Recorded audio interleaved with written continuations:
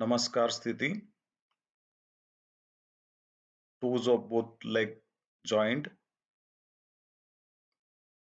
palms joint, elbow to palm, both hands parallel to the ground. 1. Both arms stretched towards the sky, elbow straight. 2. Padhastasana, both ears between the arm, knee straight. 3. Left leg back. 4. All the body straight. 5. Pranipatasana, hip away from the ground, Ashtanga on the line. 6. Bhujangasana. 7. Parvatasana, heels touching the ground. 8. 9.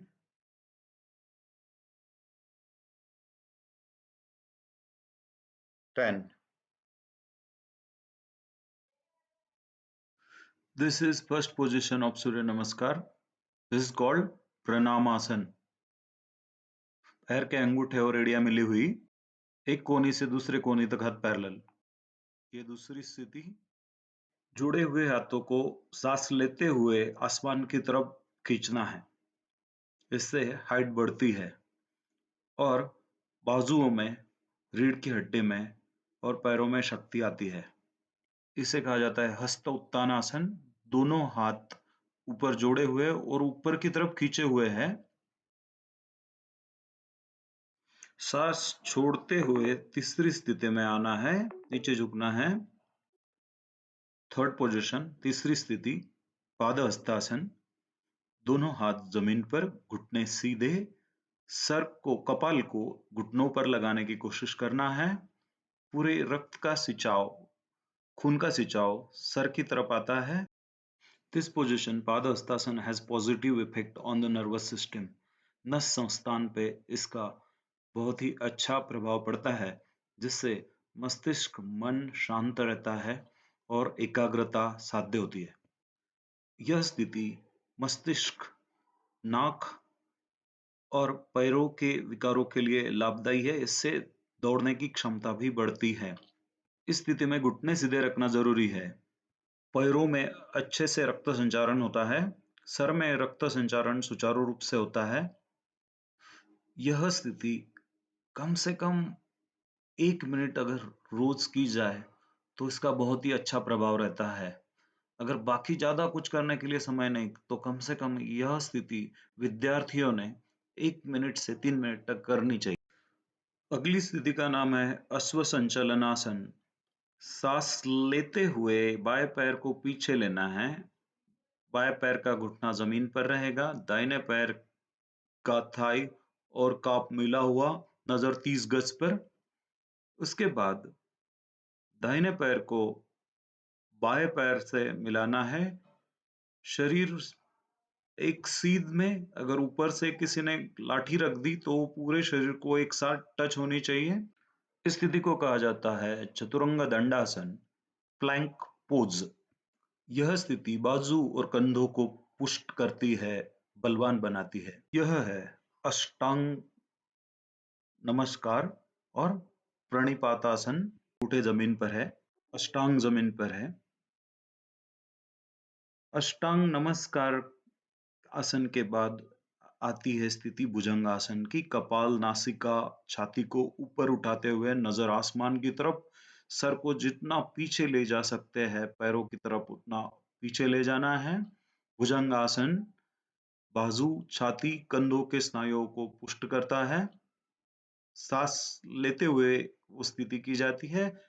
फिर यह अगली स्थिति, इसमें सांस छोड़ते हुए एड़ियों को जमीन पर रखना है और चीन को चेस्ट को लगाना है, ठोड़ी को छाती को लगाना है.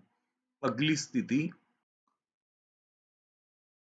अश्व संचलनासन, फिर पादहस्तासन, जिसके लाभ मैं आपको बता चुका हूं. और फिर से नमस्कार स्थिति में. सूर्य नमस्कार करते हुए हमेशा याद रखना है, जब भी हम आगे की तरफ झुकते हैं तो सांस छोड़ी जाती है और पीछे की तरफ झुकते हैं, पीछे की तरफ मुड़ते हैं तो सांस ली जाती है। सिर्फ स्थिति 5 में सांस को रोक के रखते हैं। दंडासन से सूर्य नमस्कार करते हुए हमेशा याद रखना है, जब भी हम आगे की तरफ झुकते हैं तो सांस छोड़ी जाती है और पीछे की तरफ झुकते हैं, पीछे की तरफ मुड़ते हैं तो सांस ली जाती है।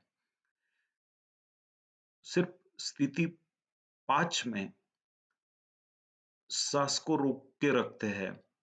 दंडासन से प्रणिपातासन या अष्टांगासन तक। संपन्न प्राचीन भारतीय संस्कृति की धरोहर है सूर्य नमस्कार, योग और प्राणायाम। सूर्य नमस्कार करते हुए सामूहिक सूर्य नमस्कार का अभ्यास करते समय जब एक कहा जाएगा तो आपको सांस लेनी है, 2 को सांस छोड़नी है, 3 को सांस लेनी है, 4 को सांस छोड़नी है, 5 को सांस छोड़ के रखनी है, 6 को सांस लेनी है, 7 को सांस छोड़नी है, 8 को सांस लेनी है, 9 को सांस छोड़नी है और 10 को फिर से सांस लेनी है। यह कहा जाता है कि अगर आप आसनों का अभ्यास नहीं कर सकते हैं और आप अगर रोज 12 सूर्य नमस्कार करते हैं, तो सूर्य नमस्कारों में सारे आसनों का अभ्यास हो जाता है और आप कभी भी बीमार नहीं पड़ते।